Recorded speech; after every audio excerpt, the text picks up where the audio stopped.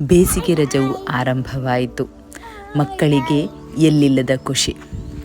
ಈ ಸಂದರ್ಭದಲ್ಲಿ ನಾವು ಹೆಬ್ರಿ ತಾಣದಿಂದ 15 ಕಿಲೋಮೀಟರ್ಗಳ ದೂರವನ್ನು ಕಾಲುನಡಿಗೆಯಲ್ಲಿ ಕ್ರಮಿಸುವುದಾಗಿ ನಿರ್ಧರಿಸಿದೆವು. ಈ ಒಂದು ಪ್ರಯಾಣಕ್ಕೆ ಮಕ್ಕಳು ನನ್ನ ಜೊತೆಯಾಗಿದ್ದರು. ಇದರ ಮುಖ್ಯ ಉದ್ದೇಶ,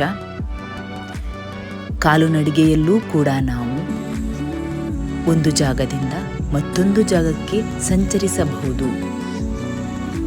ಕಾಲುನಡಿಗೆಯು ಒಂದು ಆರೋಗ್ಯಕರವಾದಂತಹ ಜೀವನ ವಿಧಾನ. ಸಣ್ಣ ಪುಟ್ಟ ದೂರಗಳನ್ನು ಕಾಲುನಡಿಗೆಯಲ್ಲೇ ಕ್ರಮಿಸುವುದು ಉತ್ತಮ.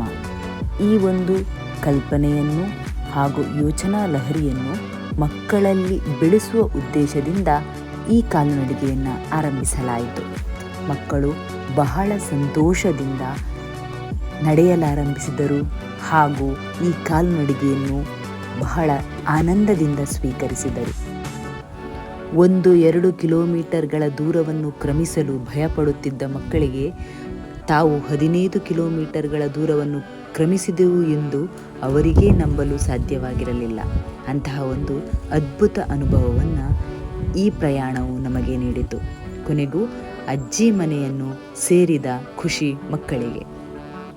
ಮಮ್ಮಿ, ನಾವು ಮನೆಗೆ ಬಂದ್ವಿ.